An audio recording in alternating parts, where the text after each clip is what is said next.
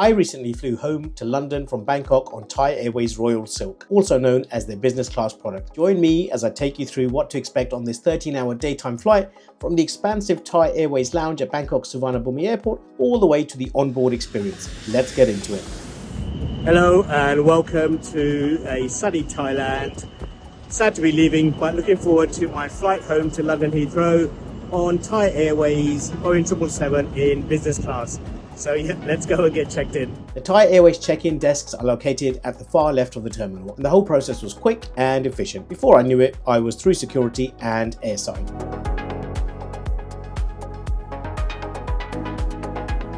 The signage for the Thai Business Lounge is clear and easy to follow, and soon enough I arrived at the Royal Orchid Lounge.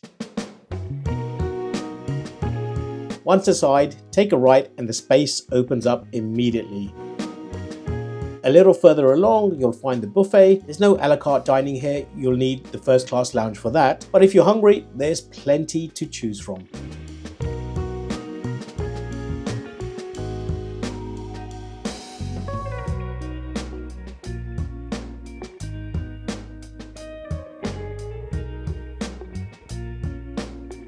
There's no shortage of seating, and I really like how the lounge is designed so you can tuck yourself away from the busier areas if you want some peace and quiet.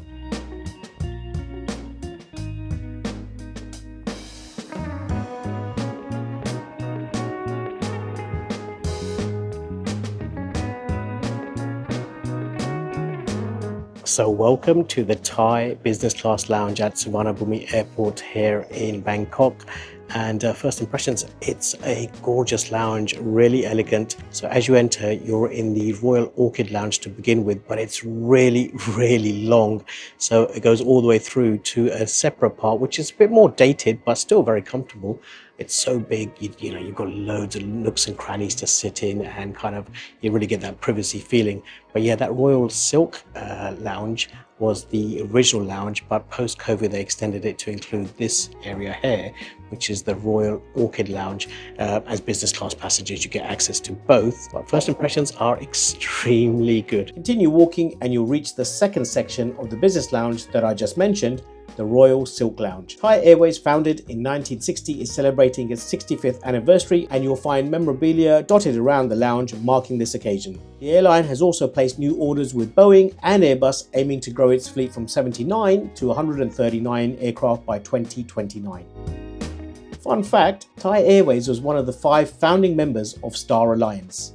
A fridge full of Häagen-Dazs ice cream gets a thumbs up from me. A big fan of this. If you have little ones, then this play area should keep them occupied for a while.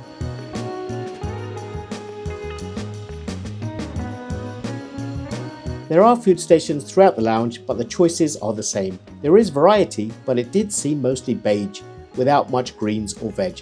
However, there are some salad and fruit options with some sushi available also.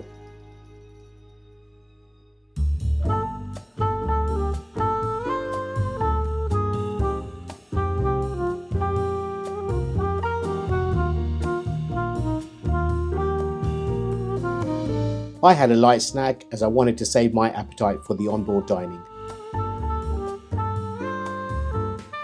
The coffee here was genuinely excellent, so good that I went back for a second double macchiato. The lounge does get busy, but because it's so large, it never feels overcrowded. Everything was clean and well maintained, and shower rooms are available if you need them.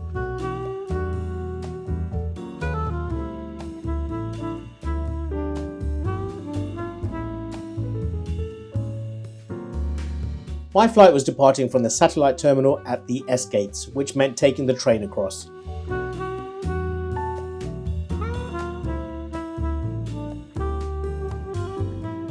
In case you're wondering, that's not me driving the train, it's driverless.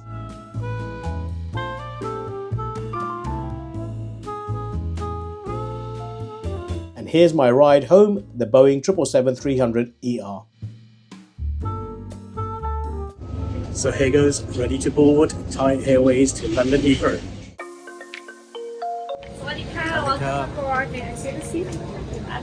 Thank you. I was warmly welcomed at the door and made my way to seat 19K. There's no first class cabin on this aircraft, just 2 business class cabins in Thai's signature lilac and purple colour scheme. Thai certainly isn't shy with its colours. You won't find any greys, blues or beiges here. First impressions were good, but the real test is always the seat itself. So a quick tour before we get moving. One of the first things I noticed was the lack of storage. There was a bulky shelf to my left, but nowhere enclosed to store my personal items, which was a bit of a shame.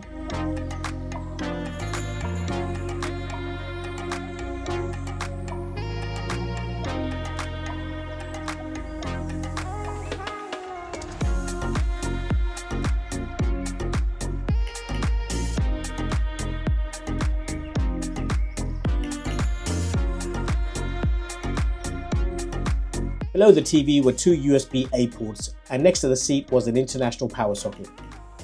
Seat controls were on the side panel with a handheld IFE remote just beneath.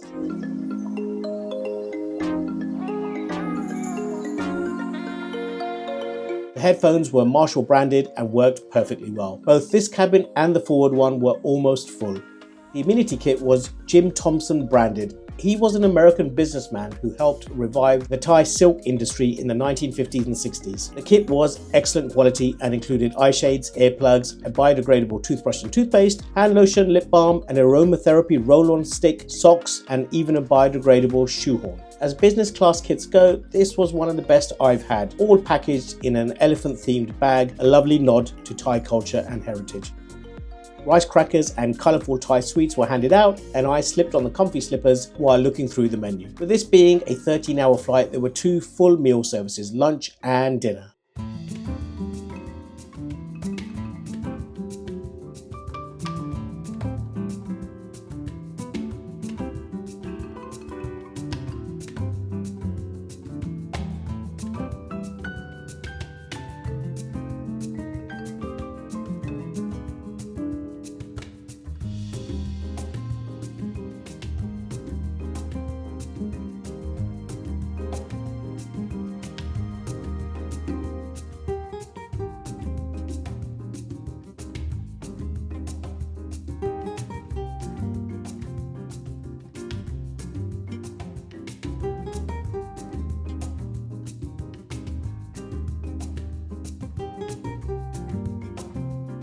Now this is something that really annoyed me. When reclining with my feet up, my knee kept hitting this protruding table hinge, a really poor design choice and genuinely uncomfortable.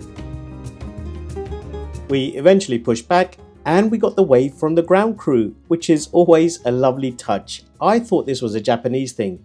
Nice to get the wave here also.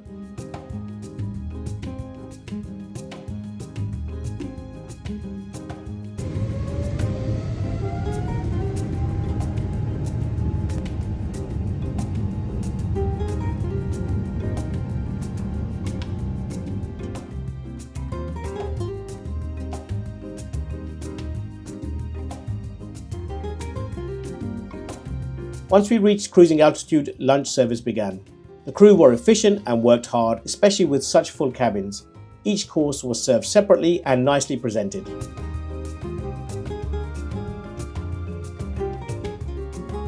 The food was good, and seeing a caviar service in business class was a great touch.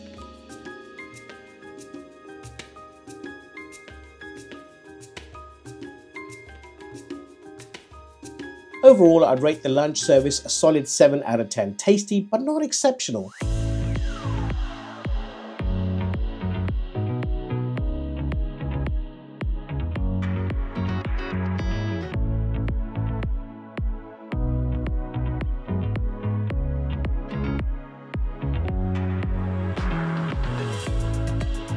A chocolate box celebrating the airline's 65th anniversary was handed out afterwards. After lunch, I checked out the lavatories, 4 in total. As expected, they were clean and tidy, and I appreciated the foot-operated waste bin.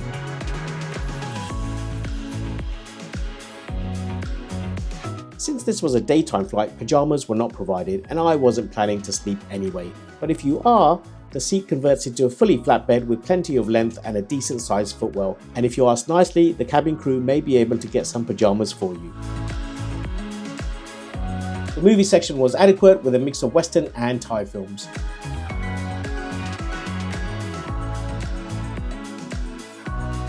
I spent most of the flight watching movies. Unfortunately, my seat 19K had a sound issue, so the crew suggested I move to 1K for watching TV. Same problem though with the table hinge hitting my knee, and this seat felt much more exposed to the aisle. I definitely preferred my original seat.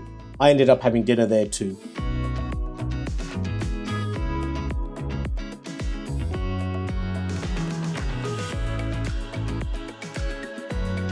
So what did I make of this flight? It was pleasant overall, but it didn't quite reach the level of a top tier business class experience in my opinion. The seat is comfortable but feels a bit snug. For a 5 to 8 hour flight it would be fine, but for 13 hours the limited space, lack of storage and the poorly positioned table hinge kinda let it down. Food quality was good with generous portions and nice variety. Service, however, felt a bit mechanical. The warmth I experienced on my inbound flight was missing here a tad. See the link above. Overall, I'd give this a flight a 7 out of 10. It's not the level of Qatar Airways or Singapore Airlines, but it's still a decent product. And let's be honest, any business class is better than no business class. As always, I truly appreciate you taking the time to watch my videos. If you enjoyed this one, please hit the like button and please consider subscribing if you haven't done so already. Thanks so much for watching. I'll see you on the next one and remember to enjoy the journey.